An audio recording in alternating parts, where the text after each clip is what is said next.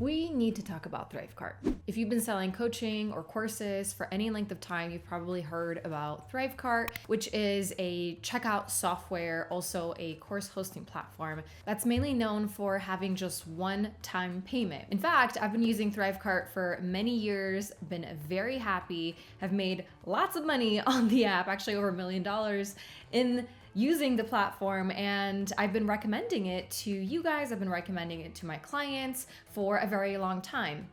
However, there's been some stuff that's been going on with ThriveCart in the last 6 to 12 months that we need to talk about, because a question I'm getting asked quite a bit is, do I still think it's a good and viable solution for online businesses? So let's talk about it. But first, why has ThriveCart become such a popular solution for checkout software, sales funnel software as a course hosting platform?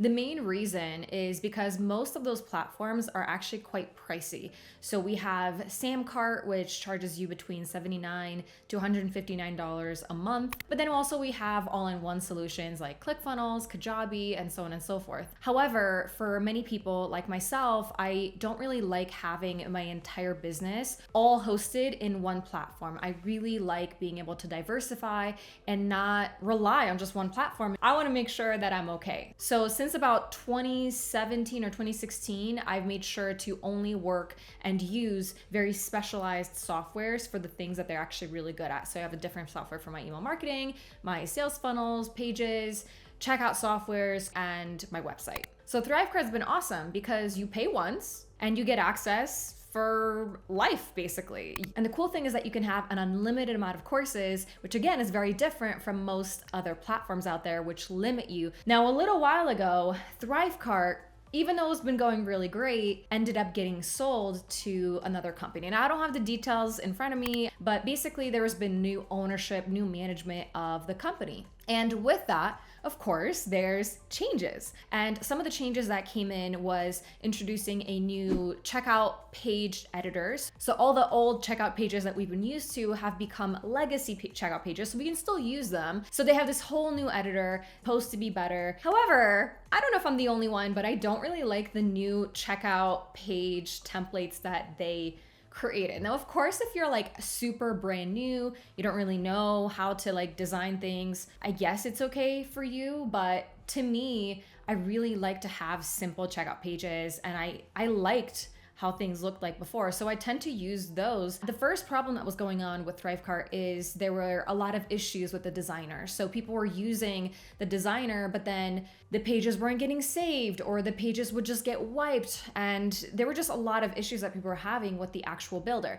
Now, anytime that you have a transition period with the management and there's new features that are being rolled out, of course, there's going to be some bugs, there's going to be some hiccups along the way. And that is definitely what has happened with ThriveCart with the new rollout of the builder. The main issue I still see with the builder is sometimes you have to refresh the page a few times, and you have to make sure that you like really save it multiple times. Like you have to really click like save progress, go to next. Like there's a whole process to make sure everything is being saved. But since then, it's probably been 6 to maybe 9 months. I haven't personally had any issues with the builder, but I wanted to make this video because there's been a lot of conversation where people are saying like they don't really want to promote ThriveCart anymore to their customers, and people are looking to leave. But I wanted to provide my perspective on why I'm choosing to still use ThriveCart, because like I said, there's bugs, right? So there are situations that are happening, and we need to also look at all the good things that have happened in the rollouts once we've gotten over the little hiccups and the little bugs.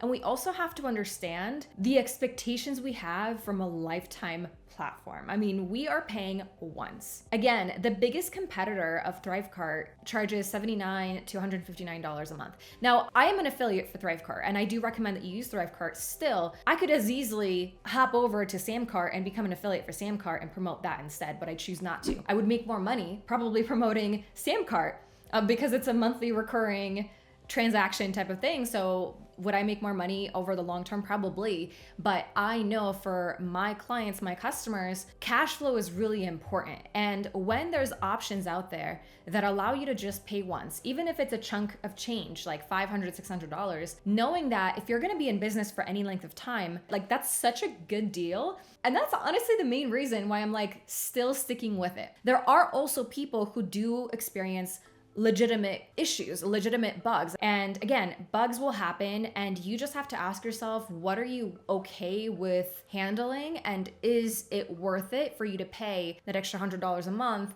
to have another platform that will also experience some bugs, because that's inevitable in any software as service. So ThriveCart integrates with Stripe and PayPal. And a little while ago, they rolled out an enhanced Stripe and PayPal integration.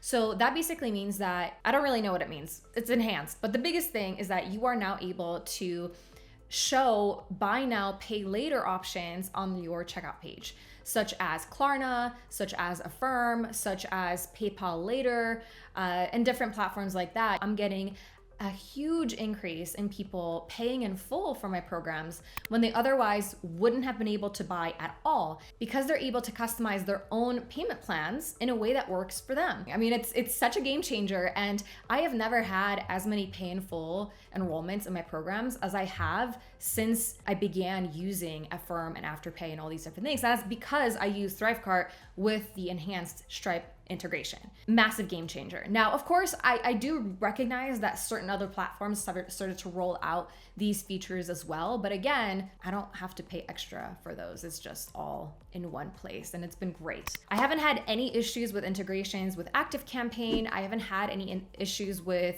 my ThriveCart Learn. So any of the courses that I've had, and you guys know, possibly ThriveCart has the course hosting section called ThriveCart Learn or Learn Plus, where you can create an unlimited amount of courses. You can create bundles, you can create a variety of different things and integrate it really seamlessly with the checkout pages. So I have been using that for a lot of my small ticket offers, because the main course hosting platform I use is Kajabi, and that's for my big, like nicely designed programs. However, Kajabi is not cheap, and it limits me to how many courses I can have. So obviously I can't have all the things because I sell a lot of things. I create things all the time. I would have to spend $319 a month on an annual plan to have 100 products. It's just not worth it to me. I don't know. I also don't want to be capped. It's just, yeah, it just doesn't make sense. So I'm on the lower plan, and to me that's worth it. I can have up to 15 products, and I have way more than that. To me, ThriveCart hasn't done anything, or the bugs that have been happening haven't affected me personally in any way that I felt like it wasn't worth it for me to use the platform, where I was suddenly willing to pay another $100, $150 a month for the same exact thing, where I can also experience bugs. You just have to choose what are you willing and not willing to deal with. So to me, it hasn't made sense. ThriveCart does tend to fix things pretty well. This is my experience. And like I said, I do have alternate options. And this is actually a huge thing that I recommend for anyone that's been in business for a longer period of time. Now, if you're brand new, I don't necessarily recommend that you do what I do, but I do have backup plans for anything. So if I have a checkout page that stops working, I have another option that I can present to my buyers really quickly. I can use my Stripe payment links. I can create a ClickFunnels checkout page. I have other options on the back end. So if my plan A stops working, which will happen regardless of what platform I'm using, I have a plan B. If people are buying your course, can you host it somewhere else? Can you give them module 1 as a Google Drive folder? Or can you give them something to work on? Or can you do something for them that helps them feel like, okay, I know that things aren't perfect right now, but here's how I can support you with that. Because again, it's probably gonna happen anywhere. There's always issues that happen anywhere. No tech is 100% perfect, 100% reliable, 100% of the time. It just doesn't happen. So do I still recommend ThriveCart to my clients? Yes.